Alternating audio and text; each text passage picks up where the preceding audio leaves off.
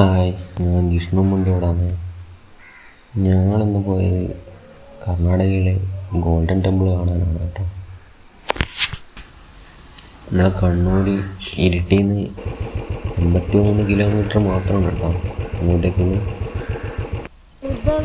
ഇത് മാക്കൂട്ട എന്ന് പറഞ്ഞ സ്ഥലത്ത് ഒരു വണ്ടിയിൽ കൊണ്ടുപോകുന്ന കൊല, അതിൽ നിന്നെടുത്ത് കുരങ്ങൾ കഴിക്കുന്നതാണ് കേട്ടോ.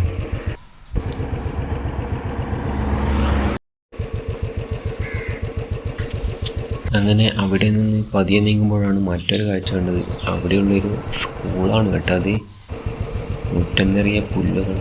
ഫോറസ്റ്റിനോട് തൊട്ടടുത്താണ് ഈ സ്കൂൾ അവിടെ സ്ഥിതി ചെയ്യുന്നത്.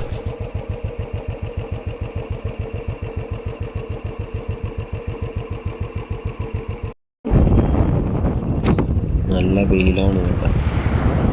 ഇരിട്ടി വഴി കയറിക്കഴിഞ്ഞാൽ പകുതി മോട്ടർ റോഡുകളാണ്. ഈ കാണുന്നത് കുറച്ചകലെ ടാർ ചെയ്ത റോഡും, അങ്ങനെ ടാർ ചെയ്തതും ഓഫ് റോഡുകളുമായ കുണ്ടും കുഴിയുള്ള റോഡുകളുമാണ് ഇതുവഴി കടന്നു പോകുന്ന വഴിയൊക്കെ നല്ല പച്ച കളറുള്ള കൃഷിപ്പാടങ്ങളാണ് കാണപ്പെടുന്നത്. അതുകൊണ്ട് തന്നെ മനസ്സിന് നല്ല കുളിർമയും.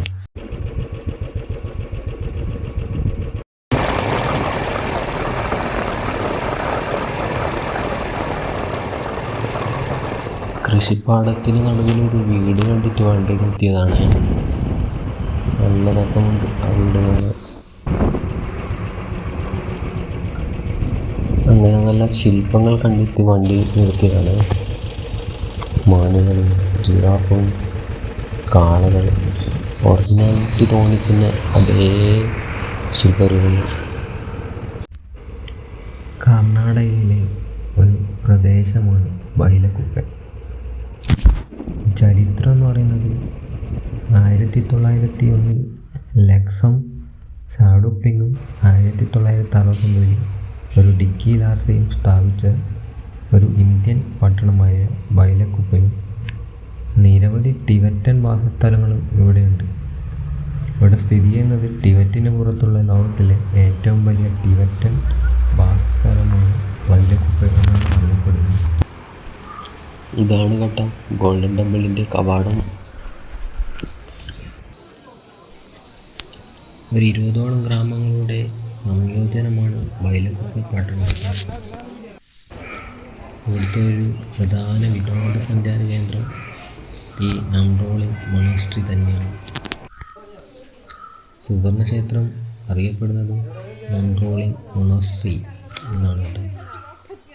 1963 ഡ്രുക്ബ്യാങ് പത്മനോർബു റിംപോച്ചെ സ്ഥാപിച്ചതാണ് കേട്ടോ ഈ മൊണാസ്ട്രി, സുവർണക്ഷേത്രം. അതിൻ്റെ മേലെ കാണുന്നത് ആ റിംപോച്ചെയുടെ ചിത്രം തന്നെയാണ് കേട്ടോ.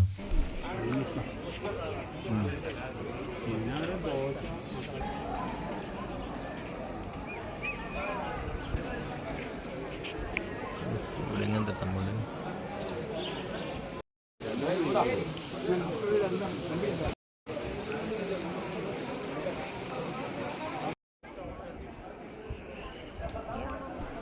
ഈ സുവർണക്ഷേത്ര സമുച്ചയം വളരെ വലുതാണ് കേട്ടോ.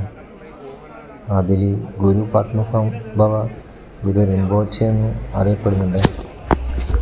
ബുദ്ധശാക്യമണി അമിതായുസ് എന്നിവരുടെ 40 അടി ഉയരമുള്ള സ്വർണ്ണം പൂശിയ പ്രതിമകളാണ് ഇതിൽ ശരിക്കും കാണപ്പെടുന്നത്. ക്ഷേത്ര ഗോപുരം തന്നെയില്ലേ വലിയ അലങ്കരിച്ചിരിക്കുന്നത്. അതിന് ചുറ്റുമുള്ള കുറുഞ്ചുമരങ്ങൾ വരെ വലിയ വർണ്ണാഭമായ ചിത്രങ്ങളാൽ അലങ്കരിച്ചിരിക്കുന്നത്. ഈ പ്രധാന ക്ഷേത്ര ഹാൾ തന്നെ വളരെ ദൃശ്യപരവും ആത്മീയമായ ഒരു മാസ്റ്റർ പീസ് തന്നെയാണ് കേട്ടോ. അതിൽ ബുദ്ധശാക്യമണി, ഗുരു പത്മനാഭസംഭവ, ബുദ്ധ, അമിതായുസ് എന്നിവരുടെ ഉയർന്ന 3 പ്രതിമകളാണ് സ്വർണ്ണം പൂശിയ ഇവിടെ കാണപ്പെടുന്നത്. ടിബറ്റിലെ ഒരു യഥാർത്ഥ സേറ സർവകലാശാലയുടെ മാതൃകയിലാണ് കേട്ടോ ഇത് നിർമ്മിച്ചിരിക്കുന്നത്. സേറ മൊണാസ്ട്രിയും സമീപത്തൊരു സന്ദർശിക്കാൻ പറ്റും. ബുദ്ധമതത്തിലെ ഗെലുക്ക വിഭാഗത്തിൽപ്പെട്ട സേറ മൊണാസ്ട്രി വിദ്യാഭ്യാസത്തിൻ്റെ ഒരു പ്രാദേശിക കേന്ദ്രമാണ് കേട്ടോ.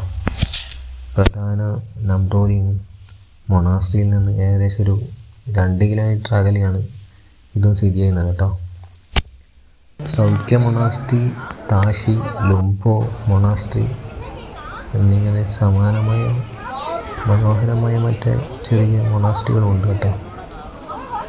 പ്രധാന മഠത്തിലേക്കുള്ള വഴിയിലൊരു ഇരട്ട നില ഘടന സൗഖ്യ മൊണാസ്ട്രി മധ്യ ടിബറ്റിലൊരു 4 വലിയ ലാർസണും ചേർന്ന് സ്ഥാപിച്ചിട്ടുള്ളൊരു ടിബറ്റൻ ആകർഷകമായൊരു വാസ്തവമാണ് ഈ ബൈലക്കുപ്പ കേട്ടോ. ഈ ക്ഷേത്രത്തിൻ്റെ അടുത്ത കടയിൽ കാണുന്നത് നമ്മുടെ നാട്ടിലൊക്കെ അലുവയും പൊരിയൊക്കെ വെച്ച പോലെയാണ് ഇവിടെ ഈ കറുവപ്പട്ട, ഗ്രാമ്പൂ, ഏലം ഇതൊക്കെയാണ് ഇവിടെ ആളുകൾക്ക് വേണ്ടി ആകർഷിക്കാൻ വെച്ചേക്കുന്നതും വാങ്ങിക്കാൻ വേണ്ടി വെച്ചേക്കുന്നതും. അങ്ങനെ അതൊക്കെ കണ്ട് ഞങ്ങൾ അവിടെ നിന്ന് പുറത്തിറങ്ങി നേരെ പോകാൻ തീരുമാനിച്ചു.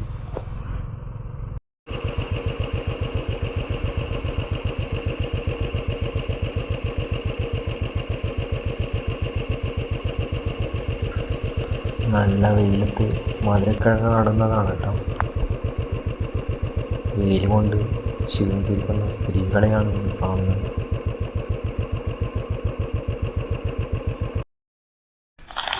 നമ്മൾ കണ്ണൂർക്കാരെ മുത്തപ്പ ഇവിടെയും ഉണ്ട് കേട്ടോ, കർണാടകയിലും.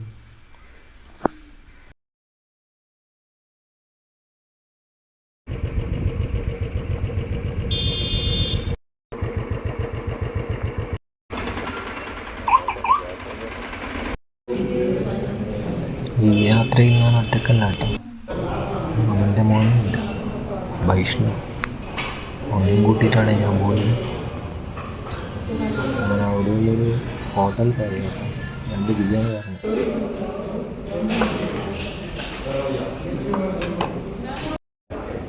ബിരിയാണി എങ്ങനെയുണ്ട് കുഞ്ഞു? ഉണ്ടോ?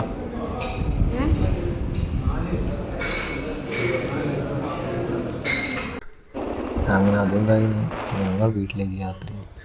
ശുഭ